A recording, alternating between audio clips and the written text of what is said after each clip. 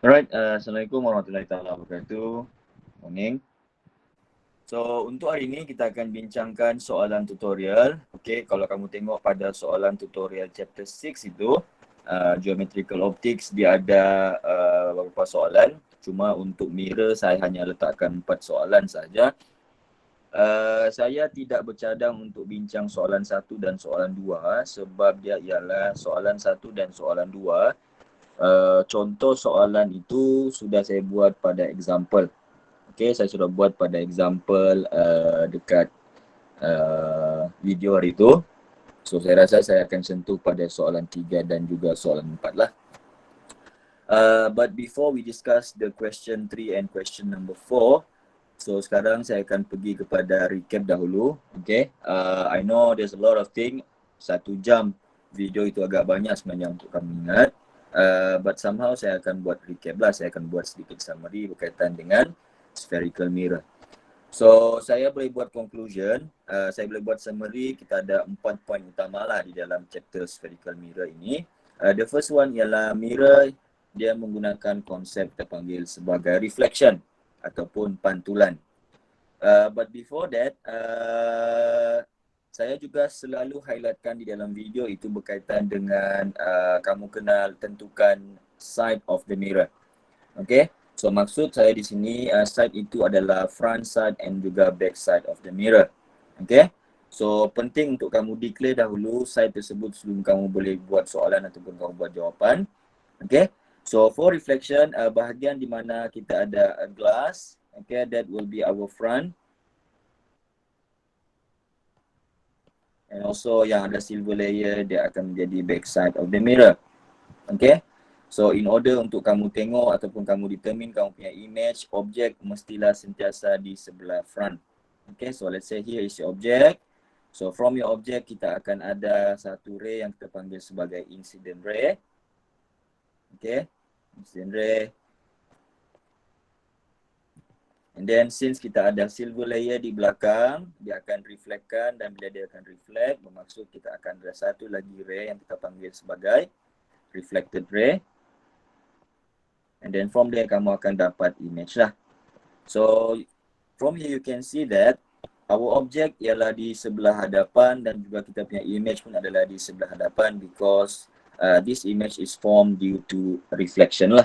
Okay, so bila dia adalah reflection, bermaksud image ini adalah real image.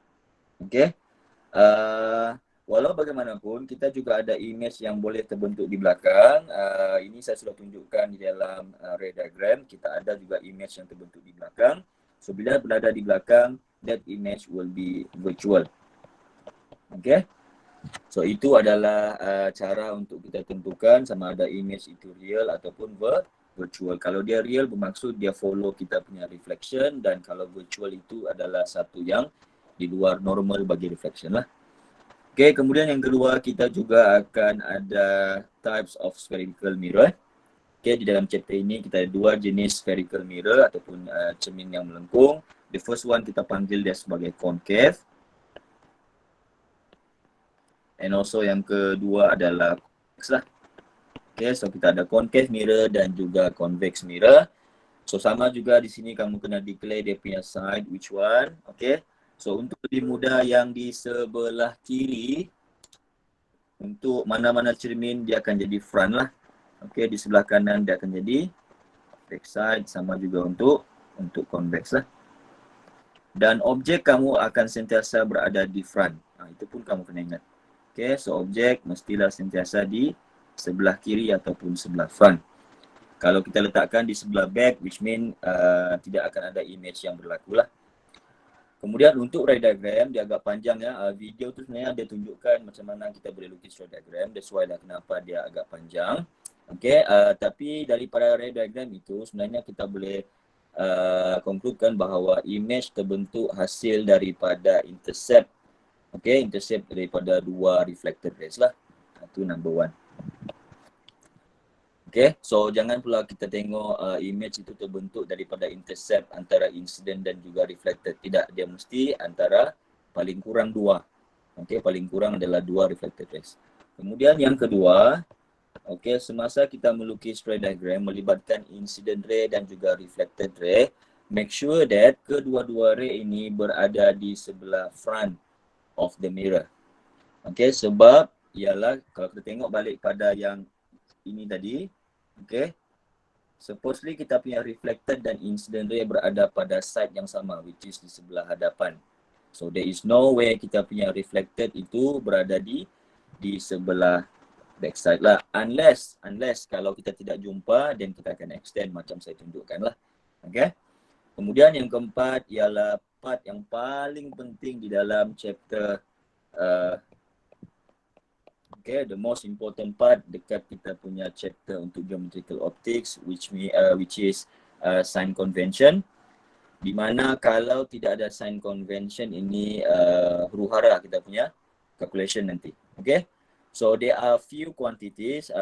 Di sini list saya ada 5. Okay, kita ada U, object distance, V, image distance, R, radius of the curvature, F, focal length, dan juga M, which is magnification lah ataupun linear magnification. Baik, the first four U, V, R, dan F sebenarnya dia bergantung kepada ini saja. Okay. Sign convention untuk U, V, R, dan F bergantung kepada kalau dia duduk di sebelah depan, so dia akan jadi positif, dan kalau duduk di belakang, dia akan menjadi negatif. So which mean untuk sign convention, kamu perlu ingat ini saja. Okay. Sebelah front adalah positif, sebelah back adalah negatif. Untuk M ini dia akan ada 2 sign, sama ada dia akan jadi positif or negatif, but it is not depend on side. Dia tidak bergantung kepada front ataupun back. Dia bergantung kepada orientation of your image. Kalau image itu adalah upright, so dia akan jadi positif lah.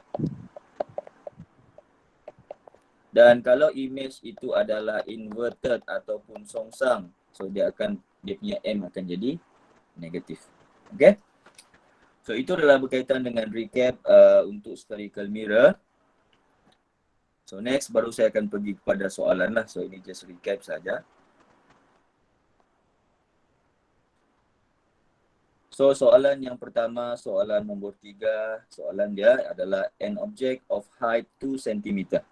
Okey, sekali lagi di dalam chapter ini kita akan kekalkan dia punya unit. Okey, kalau dia letak dalam cm dan kita akan gunakan cm lah. Kalau dia gunakan milimeter dan kita akan gunakan milimeter. Okey, so tidak perlu convert kepada standard unit. Baik, first kali di sini, okey, sebelum saya buat apa-apa saya kena declare dahulu. Tadi kita sebut anything at front, dia akan jadi positif, dan anything at the back side dia akan jadi negatif lah. So itu saya letak awal-awal supaya saya tidak terlupa untuk masukkan di dalam saya punya calculation nanti. Baik, an object of height 2 cm. Okay, first kali dia sebut dia punya height of the object ataupun HO ini adalah 2 cm.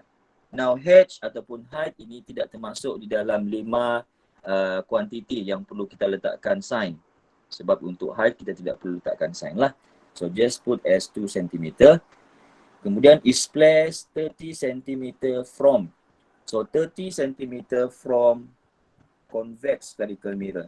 So 30 cm ini adalah jarak objek tadi dengan kita punya mirror. So jarak objek kita letakkan dia sebagai U. U is one of the quantity yang kena masukkan dia punya sign. Okay, untuk objek dia sentiasa duduk di depan. Itu kena ingat. Objek sentiasa duduk di hadapan. So for that reason kita punya U akan menjadi positif 30 cm. Okay, alasan dia sebab objek sentiasa di hadapan. Dia tidak boleh di belakang. Okay. From a convex spherical mirror of focal length of magnitude 10 cm. So kita punya convex spherical mirror, focal length dia adalah bersamaan dengan 10 cm. Again, U, V, R, F dan juga M. Ini kuantiti yang perlu kita masukkan sign. So since sekarang dia adalah focal length. Okay, focal length bermaksud dia mesti ada sign positif or negatif. Okay, untuk convex. Okay, for those yang mungkin lupa ataupun tidak ingat, then lukis balik. Convex bentuk dia macam mana? Bentuk convex ialah begini. Okay, and then kita ada front, also at the back lah. So kalau kita follow dia punya curve ini, okay, dia akan bentuk satu circle, and then di sebelah sini dia akan jadi center lah. So since kita punya center berada di sebelah backside, okay, dan kita ada focal point di sini, okay, since kedua-duanya C dan juga F berada di belakang, so dia punya focal length F ini akan menjadi negatif, which is sama dengan negatif 10 cm lah. Okay. So itu saja yang dibagi di dalam soalan. Dan soalan pertama disebut find the location of the image. So bila dia tanya what is location, location dia akan bagi tahu sama ada dia duduk di sebelah front ataupun back side of the mirror, dan kamu kena bagi tahu jarak dia. And untuk cari dia punya location ini, saya akan gunakan equation untuk spherical mirror, which is 1 over F is equal to 1 over U plus 1 over V lah. Okay, so which means we are looking for value untuk V. Okay, so masukkan value 1 over F, kita punya focal length sekarang adalah negatif 10.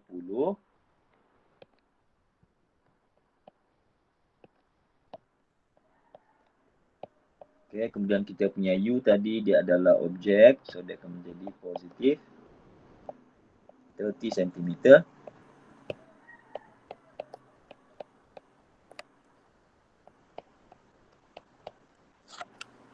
So kita akan dapat di sana sebanyak negatif 0.133. Okay, ini ada satu pembetulan yang saya kena tunjukkan dekat video, saya letakkan dekat komen. This one is not cm ya, ini akan menjadi centimeter negatif 1 sebab dia 1 over V. Okay, and then barulah kita akan dapat V sama dengan negatif, okay, negatif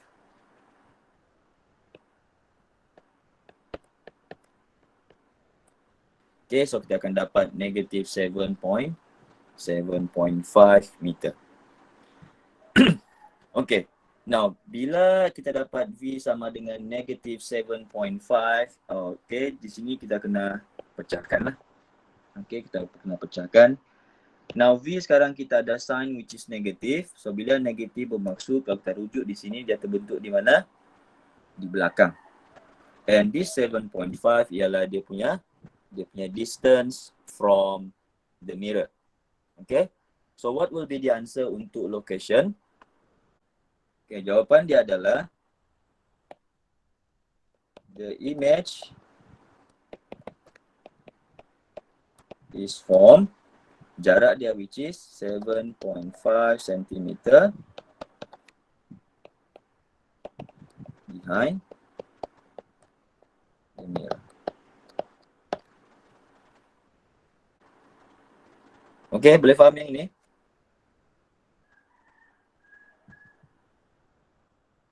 Boleh. Okay. Boleh, sir. Right. So that's why lah kenapa saya letakkan di sebelah atas tadi dua benda ni. Okay, satu ialah front dan juga back, dan juga saya letakkan 5 kuantiti yang saya perlu masukkan dia punya sign lah. Okay. So dapat nilai V, location dia adalah behind the mirror, jarak dia adalah sebanyak 7.5 cm. Okay, itu soalan A. Kemudian kita pergi kepada soalan B. Okay, indicate whether the image is upright or inverted. Now, upright or inverted ditentukan oleh dia punya linear magnification M. Okay, so linear magnification M ada dua equation, sama ada dia adalah negative V over U, dan satu lagi ialah modulus M sama dengan HI over HO lah. Baik, So untuk equation ini, untuk soalan ini saya tidak akan gunakan yang ini. Okay. Sebab dia ialah saya perlu tentukan dia punya sign. Okay. Sebab sama ada dia upright or inverted ditentukan oleh sign of kita punya magnification. So daripada equation ini kita tidak akan dapat sebarang sign. Kita hanya dapat dia punya magnitude saja. So which means saya akan gunakan equation yang inilah. So kita punya linear magnification M sama dengan negatif. Just now kita punya V adalah negatif 7.5 cm. Kemudian kita punya U tadi adalah positif 30.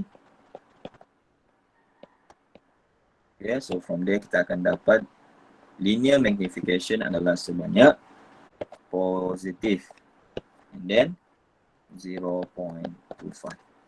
So sama juga since linear magnification ini termasuk di dalam U, V, R, F dan juga M, bermaksud dia akan ada sign lah.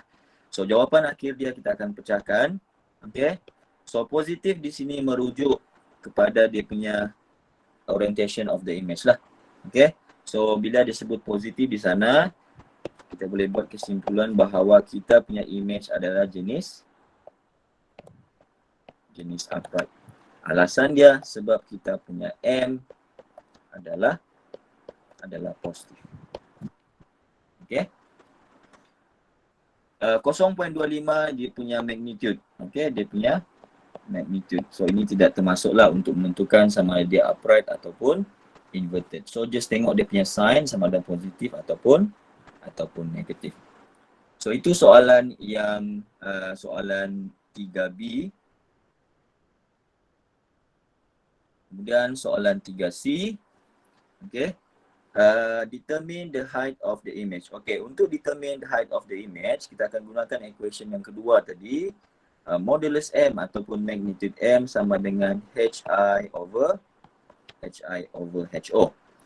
Tadi kita kira nilai M bersamaan dengan positif 0.25.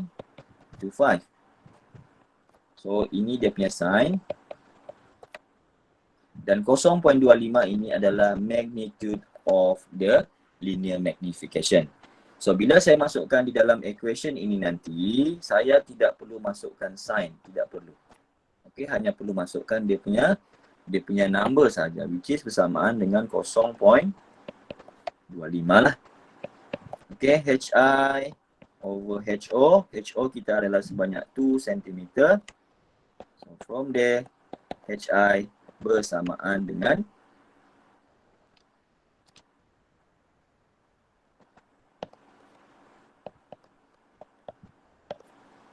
0.5 cm. Okey, kalau kita tengok di sini, kita punya height of the image ialah apa tadi? 0.5 kan? Okey. Kalau rujuk balik kita punya height of the object, dia adalah sebanyak 2 cm. So kalau kita compare di sini, image kita kecil ke besar? Image kita adalah kecil ataupun kita boleh sebut di sana dia adalah diminish. And this value juga sebenarnya kita boleh semak balik kepada kita punya magnitude of magnification, which is 0.25. Saya dah sebutkan sebelum ini dalam video, kita punya M ini ada 3. Sama ada dia akan less than 1, equal to 1 ataupun greater than 1. Kalau dia less than 1 bermaksud dia adalah diminish ataupun mengecil.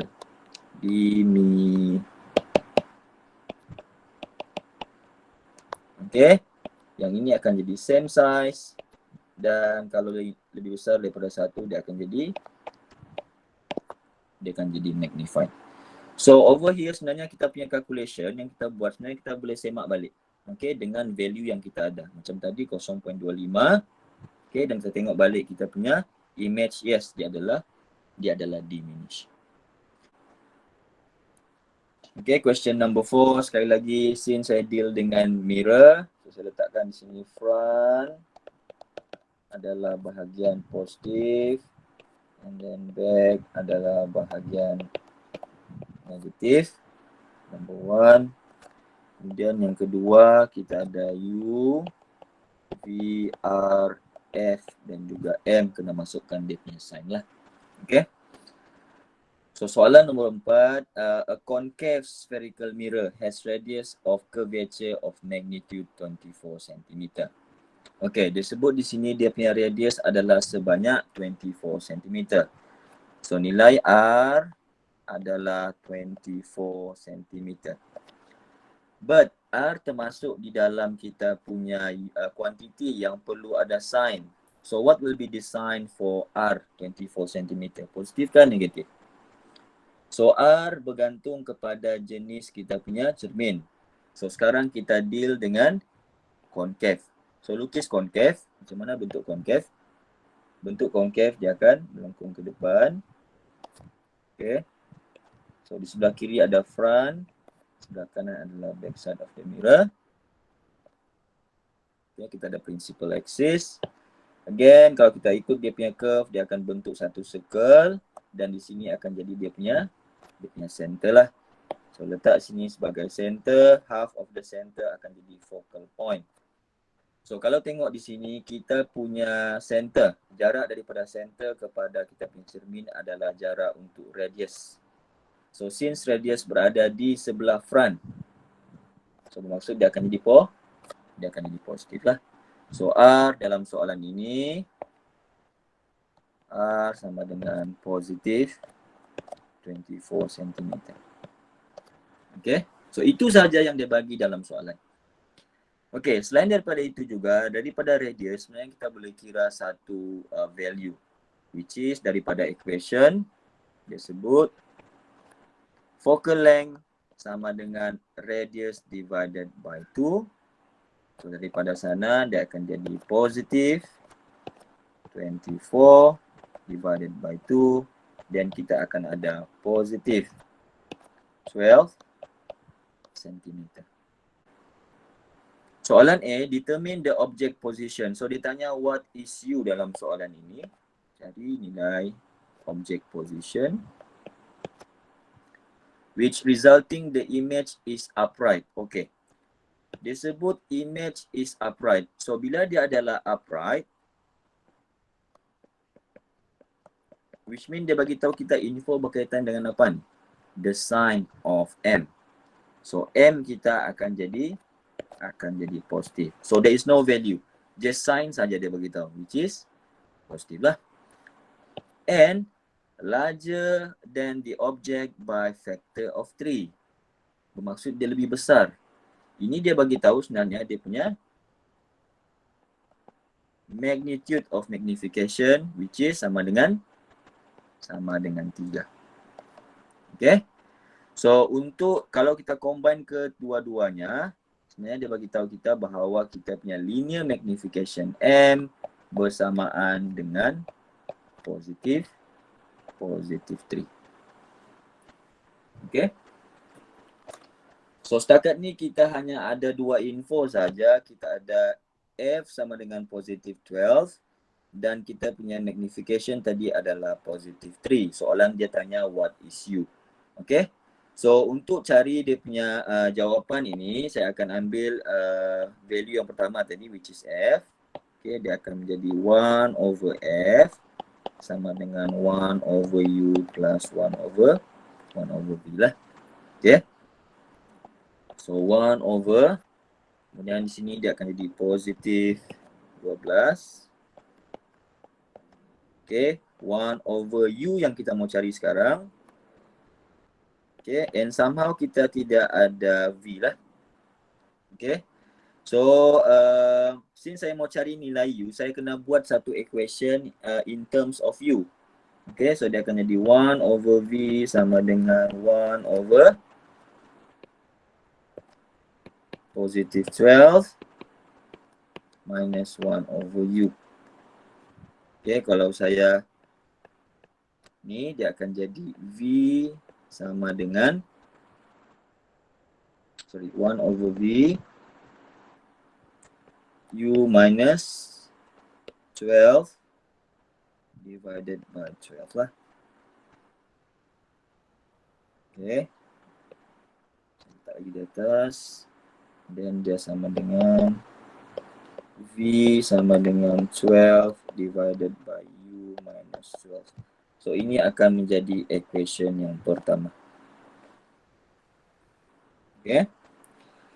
Kemudian saya sudah ambil tadi yang ini dan saya akan ambil yang ini untuk equation yang kedua lah. So untuk equation yang kedua, M sama dengan positif 3, M sama dengan negatif V over U. So positif 3 sama dengan negatif V over U. So untuk V kita tinggalkan di sebelah dia sendiri. So which mean dia akan menjadi negatif 3U. And this will be kita punya second equation lah. So kita nampak sekarang kita ada dua equation. Kedua-dua equation ada nilai U. So U yang kita mau cari. So which mean kita akan samakanlah equation number 1 sama dengan equation number 2. So equation 1 tadi adalah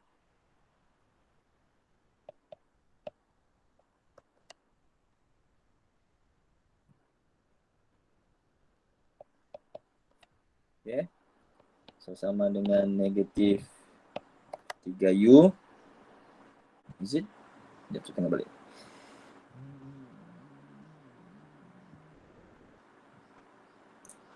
This one ialah 12U. Sorry. 12U.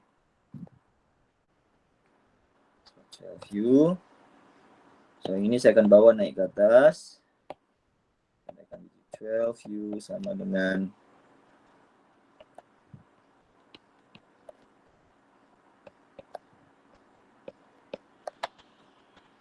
okay. So dia akan jadi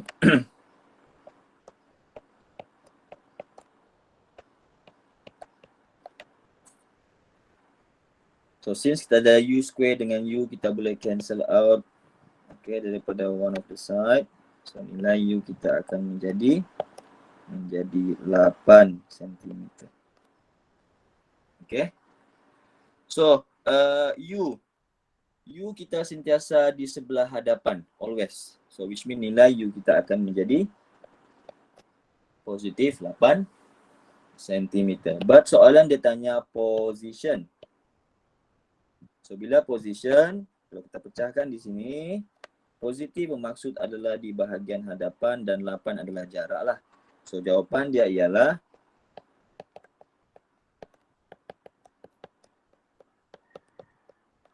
so object is located at centimeter in front of the mirror.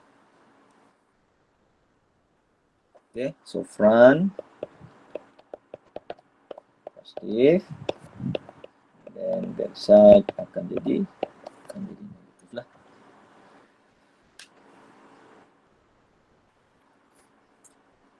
So dapat dia punya location bagi kita punya objek which is di sebelah hadapan dan jarak dengan mirror adalah sebanyak 8 cm. Okay, so dapat soalan nombor A. Kemudian kita proceed dengan soalan 4B. Okay, soalan 4B, soalan dia tanya lukis ray diagram. Okay, baik. So ray diagram ini sama juga macam saya lukiskan dekat kita punya video, dia kena ada scale ya. Make sure scale kamu betul. First kali kita ada principal axis. Kemudian kita ada 4 markers. And then di tengah-tengah kita akan letakkan kita punya mirror lah. So sekarang ni kita punya mirror adalah jenis concave. So saya lukiskan dia concave. Okay. So dia nampak macam lurus ya, sebenarnya dia bukan lurus, dia agak melengkung sedikit saja sebab jarak di antara straight line dengan lengkungan tu hanyalah 0.2 cm. Tinggi ini adalah sebanyak 2 cm, sama juga dengan yang di bawah lah, sebanyak 2 cm. Okay, yang ini 2 cm. Objek adalah 1 cm. Okay. Sebelum saya lukis, saya kena tahu location of the object dahulu. Okay. So tadi kita sebut objek kita, okay, So U adalah positif 8 cm. Kita punya radius tadi adalah positif 24. Dan kita punya focal length adalah positif 12 cm. Okey. Saya kena tahu 3 benda ni. Saya kena tahu U, saya kena tahu R dan juga saya kena tahu dia punya F. Sebab dia ialah dekat lukisan ini saya akan labelkan C dan juga F. Okey. Saya letak di bawah lah. Front. So this is the back side lah. Okey. So sekarang ini kalau kita tengok kepada dia punya curve, bermaksud kita punya center dan juga focal point berada di sebelah front. Okey. So di sini dia akan menjadi C dan di sini akan menjadi focal point F. Dibagi tahu radius kamu adalah 24 cm. So bermaksud jarak daripada C kepada kita punya mirror adalah sebanyak 24. Focal length adalah 12 cm, bermaksud jarak daripada focal point kepada kita punya cermin adalah 12.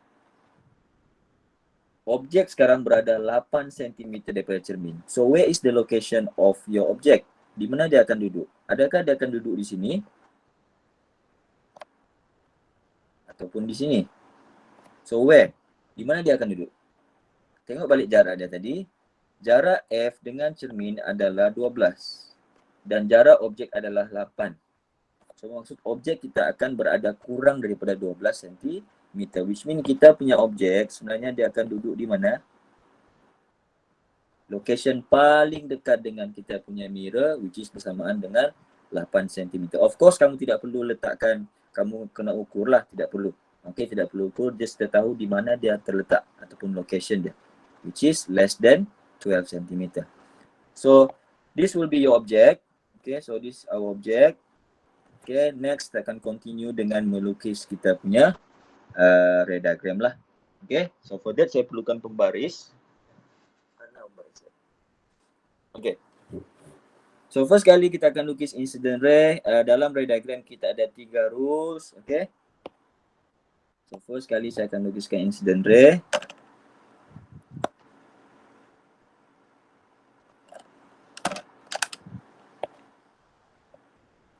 Saya tak sini lah.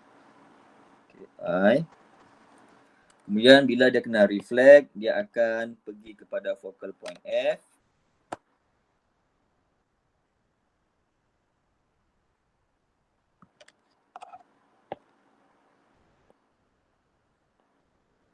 Okay, itu yang pertama.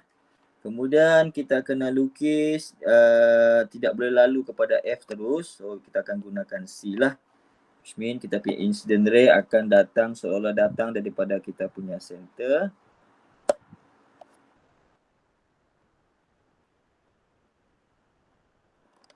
Agak sengit lah. So ini saya punya I.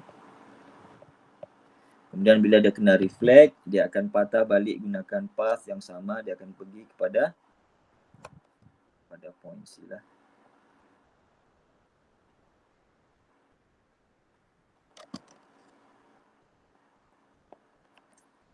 Okay.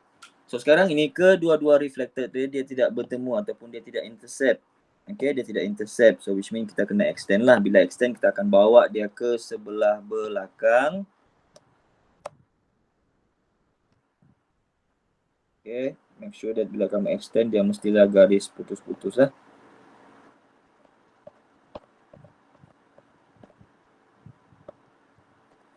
Yang satu lagi, bila melukis tolong gunakan pensel, jangan gunakan pen ya.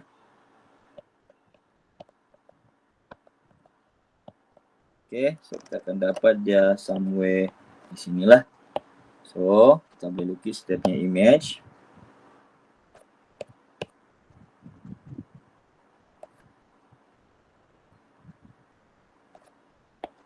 So, this will be your image lah. Okay, kalau saya tanya karakteristik kita punya image, first kali dia terbentuk di mana? Dia terbentuk di sebelah belakang. So cermin dia menggunakan konsep reflection. There is no way image kita terbentuk di belakang. So since kita punya image terbentuk di belakang, maka image kita karakteristik yang pertama adalah virtual. That is number one. Okay. Okay. Dari segi orientation, apa lagi dia punya orientation untuk kita punya image? Anyone tahu apa orientation dia ni? Upright, sir. Okay, good one. Dia upright. And lastly, dari segi sizing, same size. Magnified. Okay, magnified. Thank you, Johnson. Okay, tapi soalan dia tidaklah tanya karakteristik. Dia hanya tanya, is the image real or virtual? So jawapan dia adalah virtual. So itu adalah jawapan bagi soalan C. Dan juga soalan terakhir bagi kita punya soalan tutorial pada hari ini. Untuk minggu depan saya akan masuk terus kepada lens. Okay. Ada apa soalan sebelum kita tamatkan kita kelas pada hari ini?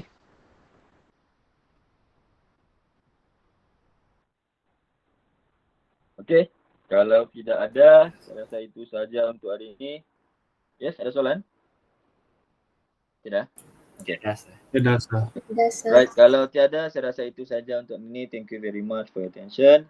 I see you next week lagi. Kita bincang berkaitan dengan soalan tutorial yang seterusnya. Good luck dengan kamu punya practical test pada hari Jumaat ini. So please get ready untuk jawab 10 soalan tersebut. Macam biasa, kalau ada siapa-siapa yang ada masalah, then inform saya lebih awal lah. Okay? Right, itu saja. Thank you very much. Assalamualaikum warahmatullahi wabarakatuh.